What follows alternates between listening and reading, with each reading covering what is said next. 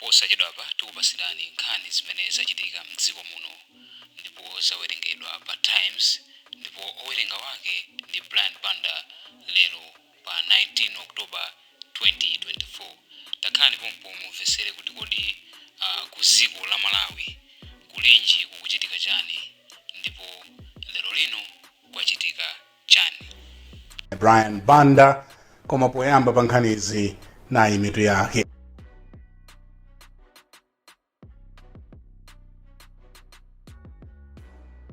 La madziri tindi nkhani zimenezi kuphatikizanso zina zambiri kotero kuti ngati mungathe tikhale limodzi madzulo ano. Nkhani yathu yoyamba, vuto la kusowa kwa mafuta a galimoto likupitirirabe m'mizinda ya Lilongwe komanso Blantyre komwe mizere italiitali ya galimoto ikuoneka. Izi zapangitsa eni galimoto kupempha boma kuti lichitepo kanthu mwamsanga ponena kuti umoyo wawo pachuma wasokonekera. Komanso mu mzinda wa Blantyre mafuta wanso akusowabe. Akuitsatira bwino ndi Kathe Maulidi nkhaniyi yemwe anazungulira mizindamu ndipo akufotokoza zomwe wapeza. Malo ambiri omwetsera mafuta awa munalibemo mafuta ndipo malo omwe adali ndi mafuta mudali mizere ya galimoto italiitali ndiponso njinga za moto zomwe adazikonzera mizere yake yapadera. Ena omwe tinacheza nawo pamalo omwetsera mafuta atoto ku area 3 mzinda wa Lilongwe adafotokoza kuti anafika pamalo omwetsera mafuta awa nthawi ya 4 koloko mammawa ndipo pomwe imati 11 o'clock mammawa adali asanamwetsere galimoto zawobe mafuta. Ngati kuna kwambiri kutula mafuta ngati meneno mukonera papa za machina ili chonse imaseje kuyenda mudo limene alikhuza ifa uli thandizo lati machima mafuta apo chitiro chimene timapeza feyonje yani ni mafuta akusowa mafuta kunyumba watu ana usukulu sabira. Ife tinkuwapempha boma kuti ayesetse kuti mafuta azipezeka paliponse chifukwa mafuta amathandizira kuti ntchito zathu ziyende. Koma titangocheza ndi anthu kwa mphindi zochepa pamalowa mafuta anatha ndipo mmodzi mwa ogulitsa mafuta pamalopa adalengeza kwa anthu kuti mafuta awo atha. Izi zidakwitsa anthu ambiri ndipo ena anachoka pamalopo koma ena adatsalira ndipo adapita kamang'ala ku ofisi ya mkulu wa pamalopa kuti atenge ndodo ndikukayika mnkhokwe yosungiramo mafuta kuti atsimikizedi ngati mafuta awo adatha. Izi nchifukwa ambiri samakhulupirira kuti mafuta awo atha. Apa nkuti pali mzere wautalibe pamalopa wa galimoto ndi njinga za moto zomwe zinali zisadathirebe mafuta. Ngakhale anthu adapempha motero eni malowa adanena kuti zomwe anthu amafuna zidali zosatheka. Pomwe mafuta akupitirira kuvuta penampena anthu achita malonda maka omwe amayendetsa maminibus apempha boma kuti lichitepo kanthu mwansanga ponena kuti vutoli lawakhudza maka pa nkhani yachuma.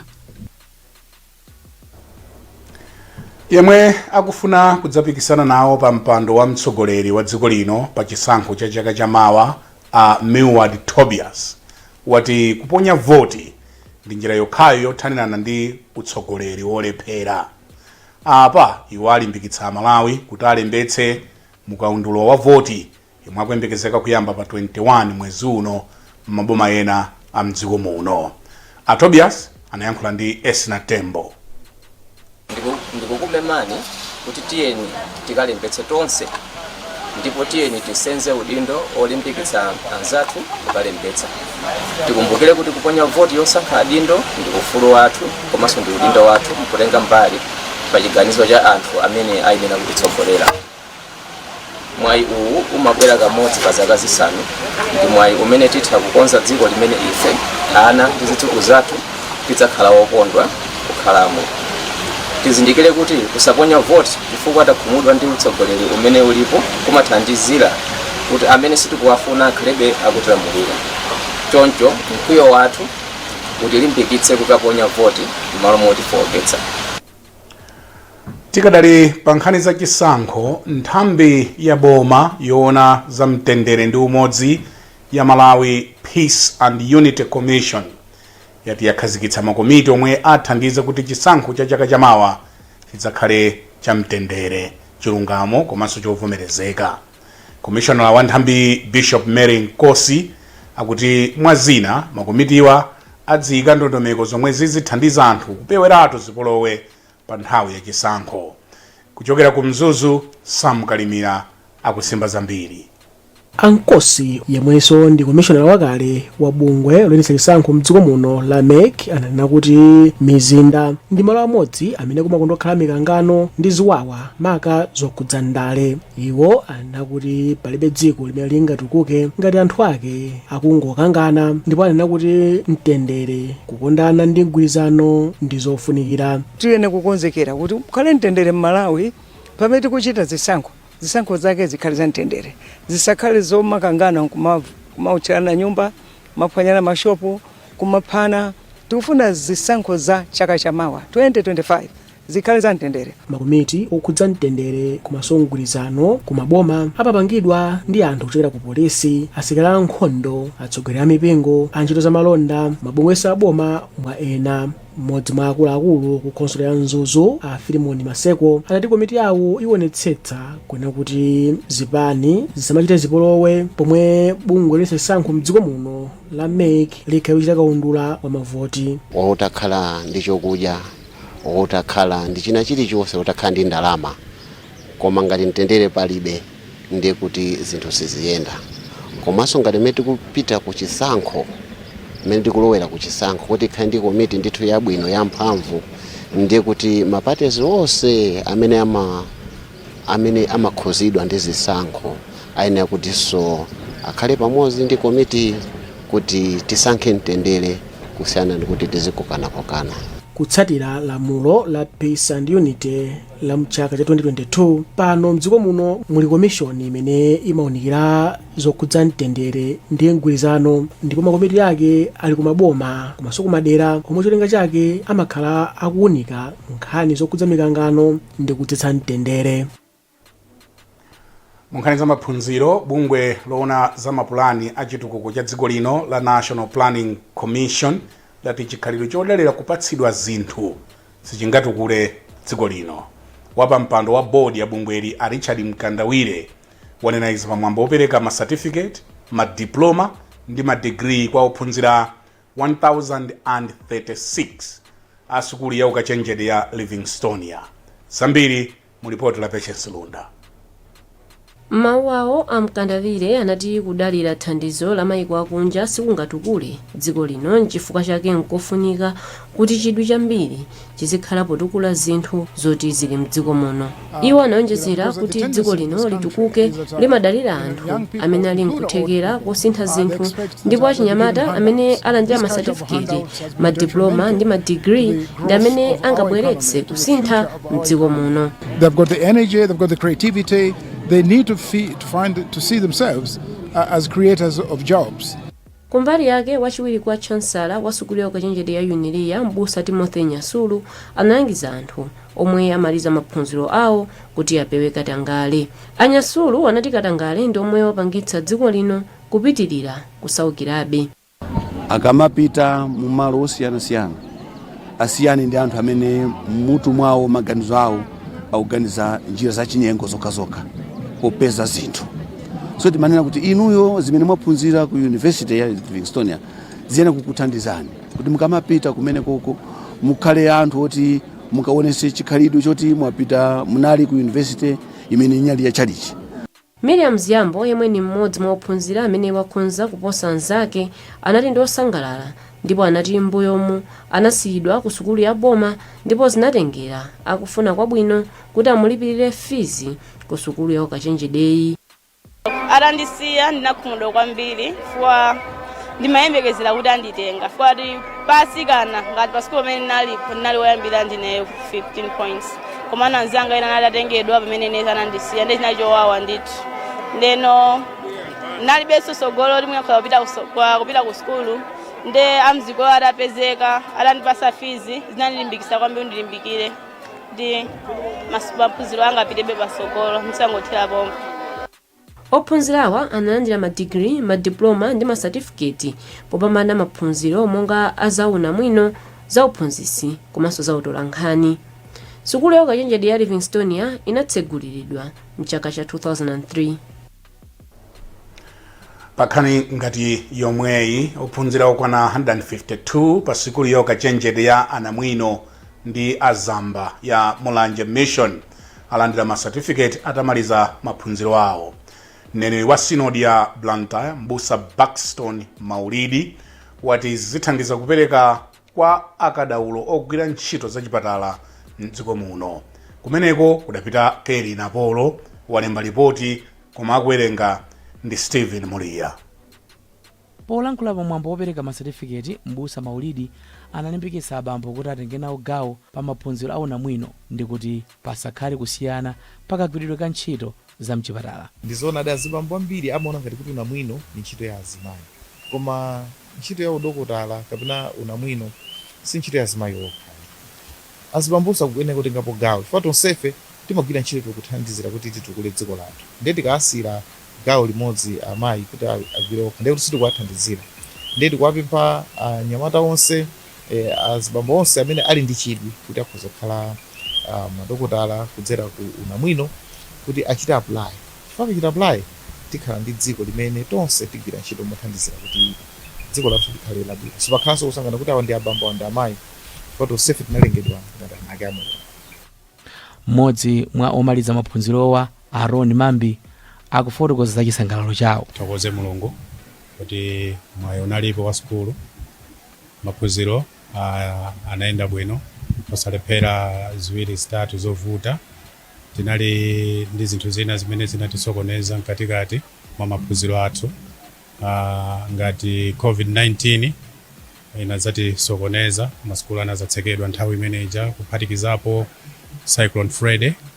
Komano muzonse lero ndi apa tafika kumapeto kusangalira kuti zatheka zimene timaziyembekezera. Mwambo unachitika pansi pa mutu wakuti kumanga madera athanzi pamodzi. Komanso ophunzira amene amaliza maphunziro awo pa sikulu ya ukachenjede ya St. Joseph's College of Health Sciences awalangiza kuti akathandizira kupititsa patsogolo ntchito za umoyo m'dziko muno. Vicar General Monsignor Boniface Tamani wa Archdiocese ya Blantyre ndiye anena izi ku Nguludi mboma la Chiradzulu pamwambo wokondwerera kuti ophunzirawa amaliza maphunziro awo. Kumeneko kudapita Selina Tambula.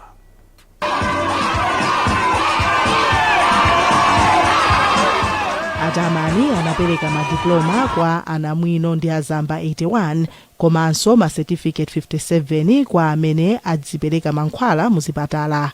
Iwo alangiza ophunzirawa kuti agwiritse ntchito zimene aphunzira popititsa patsogolo ntchito za umoyo. Ogwirira udindo wa mkulu wa sukuluyi Uzelapi Poya ati iwo ndosangalala kuona sukuluyi ikuthandiza boma pa ntchito za umoyo. Uthenga wanga ndingoti ndawanyadira ophunzirawo kuti achite graduate tungwapempha kuti ntchito imene asankhayi akayigwire bwino chifukwa ndi ntchito yofunika kwambiri. Mapatients amakhala kuti alibe munthu ena aliso kuti athandize iwo unofunika kuti akathandize bwino mapatients kuti akaputireso ndi chithandizo chimene akubwerera. Ndipo mmodzi ophunzira yemwe wamaliza maphunziro ake Chisomo Chikaonda anati iye ndi wokondwa. Ine ndosangalala kwambiri moti chomwe changa singathe kuchipanga express koma kwambiri ndikungoyamika basi kusangalala kuti ndapanga graduate lero. Wakhala ulendo wovuta kwambiri makamaka mbali ya student oti pakhala zovuta zambiri mayeso mwina kusowa zinthu zina zofunikira koma musimu Mulungu alidusisa kuzafika siku la lero. Ophunzirawa adachita malumbiro kuti adzagwira ntchito yawo modzipereka.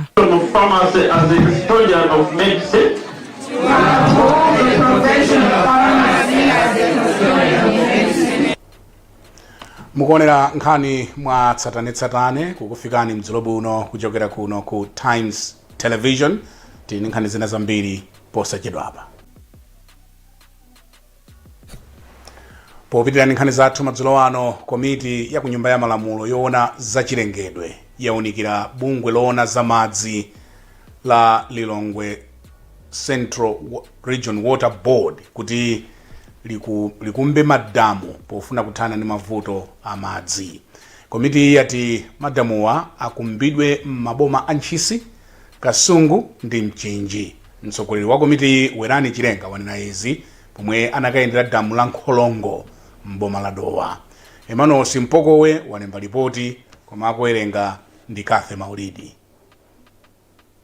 Malinga ndi Chilenga, anthu aku Ntchisi, Kasungu komanso Mchinji akukumana ndi mavuto akusowa kwa madzi, zomwe ati ndi zinthu zomvetsa chisoni kwambiri kumakamba zimenezi mu zaka zino.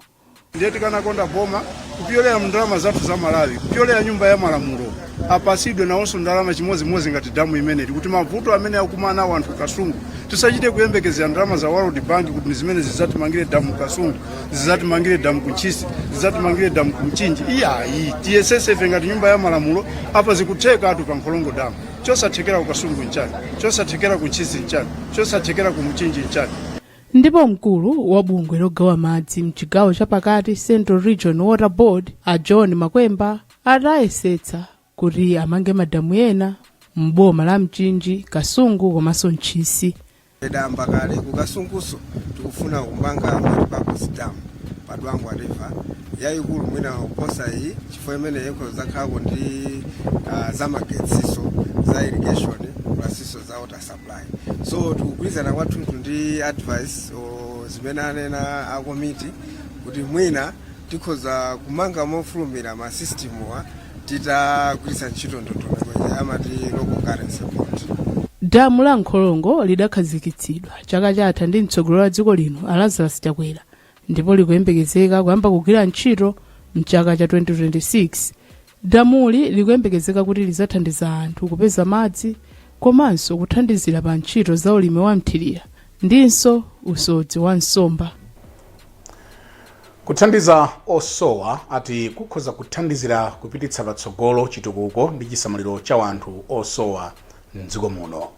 Mkulu wa bungwe la Life Changing Foundation Amaxo Bile anena izi atapereka thandizo la zipangizo zophunzirira komanso njinga zoyendera aulumali pa sukulu ya Makande Primary m'boma la Chikwawa. Kumeneko kudapita Daniel Zimba. Abile ati thandizoli ndi la ndalama pafupifupi 800,000 kwacha. Iwo atsindika kufunika kothandizana zomwe ati zikhoza kuthandiza kuthana ndi mavuto omwe madera ambiri akukumana nawo. Ubwino opereka ndonena kuti umathandizira munthu wina amene sanakatha kukufikirani kuti mumuthandize. So ndinene kunena kuti kupereka sikuti timapereka chifukwa chonena kuti tili nazo zambiri. Muzochepa zimenezo zimene tili nazozo zitha kuthandizira wina kuti maphunziro ake akhale akupita chitsogolo. Mutha kuona kuti leroli tabwera kudzapereka ma resources amenewa kwa ana amenewa ochuluka ndithu, zimene zatengera anthu ena amene atithandiza ndi zochepa zimene iwo ali nazo. Mphunzitsi wamkulu pa sukulu ya primary ya Makande a Francis Thomas anati thandizoli ladza pamene sukuluyi ikukumana ndi mavuto ochuluka. Iwo ati pali ophunzira aulumali pafupifupi 80 koma zipangizo zophunzirira ndi kuphunzitsira ndi zoperewera. Mukudziwa kuti ana athu amakumana ndi mavuto osiyanasiyana makayaso kubera chifukwa cha kusintha kwa nyengo. Ndidziwa kuno Chikwawa kumakhala mafladzi ndeno ana ambiri amakhala kuswekera zipangizo zimene akapisa ntchito ku sukulu pakhale maphunziro awo. Ngati sukulu mavuto amene ana athu amakumana nawo akukulu ndi kusowa kwa zipangizo zophunzirira. Life Changing Foundation lidayamba mchaka cha 2021 ndipo lakhala likuthandiza ophunzira osowa msukulu zosiyanasiyana telemu iliyonse. Kampani ya Nico Group yati yadzipereka kulimbikitsa ukadaulo olemba nkhani za malonda ngati njira imodzi yothandizira chitukuko cha dziko.